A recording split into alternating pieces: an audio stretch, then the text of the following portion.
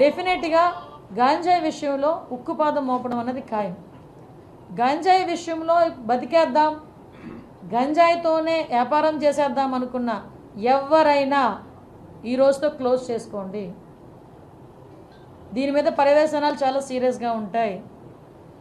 గంజాయితో దొరికితే ఏదో పాపం ఎంత దారుణం అంటే 18 నుంచి 25 సంవత్సరాల లోపు ఉన్న వాళ్ళు ఎక్కువ మంది ఈ గంజాయి ట్రాన్స్పోర్టేషన్లో వాళ్ళు చెప్తూ ఉంటే బాధ అనిపిస్తుంది. ఒకరోజు నేను అక్కడ కూడా ఒకసారి సెంట్రల్ జైలు కూడా ఒకసారి వెళ్ళి చూస్తాను ఒకసారి వెళ్ళి అక్కడ కడుపుతో ఉన్న వాళ్ళు ప్రెగ్నెంట్ లేడీస్, చిన్న చిన్న పిల్లలు, వాళ్ళందరూ కూడా ఈరోజు 1200 మంది జైల్లో ఉన్నారంటే ఏంటి దాని పరిస్థితి ఏంటి అంటే ఇన్ని సంవత్సరాలు, ఈ 5 సంవత్సరాలు విశాఖపట్నాన్ని రాజధాని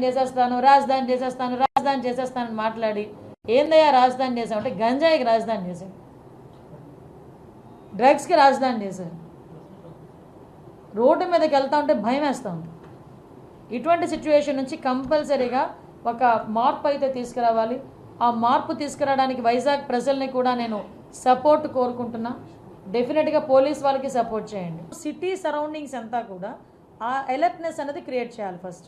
అంటే ఈ గుంపులుగా కూర్చొని రోడ్ల మీద కూర్చొని గంజాయి తాగేది, రోడ్ల మీద వాళ్ళు వీరంగం చేసేది, రోడ్ల మీద వెళ్ళే పాసెంజర్స్ని ఆపేది, ముందు అలాంటివన్నీ కొంచెం ఉన్నవి కంట్రోల్ అవ్వాలి.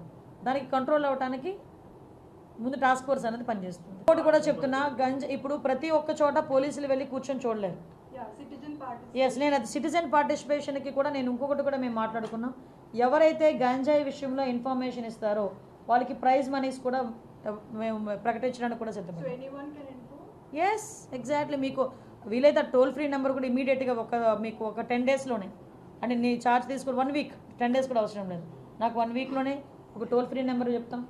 ఎవరైనా ఇన్ఫామ్ చేసింది కరెక్ట్ అయితే కనుక ఇన్ఫామ్ చేసిన వాళ్ళకి గోప్యంగా ఉంచుతాం, వాళ్ళని బహిర్గతం చేయం. ఒకటి భయం క్రియేట్ అవ్వాలి, 2 వాళ్ళకి లైవ్లీహుడ్ కావాలి. ఈరోజు గంజాయి ఎందుకు పండిస్తున్నారు?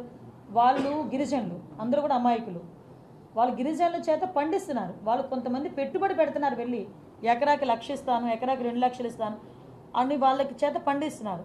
ఆ తాలూకా దాని రెస్పాన్సిబిలిటీ అంతా పాపం ఆ గిరిజనులు భరిస్తున్నారు. రేపు పొద్దున్న ఎవరైతే పెట్టుబడి పెట్టాడో వాడు దొరకడు, మనకి ఎవడు దొరుకుతాడో అక్కడ ఎవడైతే పండిస్తున్నాడో వాడు దొరుకుతాడు పోలీసులు వెళ్తే. సో అటువంటి సిచ్యువేషన్స్లో వాళ్ళకి మనం కొంచెం మోటివేట్ చేయాలి, అవేర్నెస్ క్రియేట్ చేయాలి. అవేర్నెస్ క్రియేట్ చేసి ఆటోమేటిక్గా ఇప్పుడు ఏదైతే కొంత మేరకు ఈ టర్మరిక్ అని, జింజర్ అని, నేను అదే అడిగాను, వాట్ అబౌట్ కాఫీ ప్లాంటేషన్ అన్నా. ఎందుకంటే మ్యాక్సిమం ఈ వ్యవసాయం కూడా పోడు వ్యవసాయంలో చేస్తారు. ఈ వాల్స్ మనకి కొండ హిల్స్కి సంబంధించిన స్లోప్స్లోనే జరుగుతుంది ఎక్కువ. ఈ స్టెప్ బై స్టెప్ అది పోడు వ్యవసాయం అంటారు. ఆ పోడు వ్యవసాయంలో జరుగుతుంది. కాఫీ ప్లాంటేషన్కి that is a suitable area కూడా. యాజ్ టాప్ 3 ప్రయారిటీస్ అయితే ఫస్ట్ థింగ్ గంజాయి డ్రగ్స్, కంట్రోల్ ఆఫ్ గంజాయి and drugs. Second thing is protection of women. Third కూడా ఏంటంటే భూములు కబ్జాలు కాకూడదు.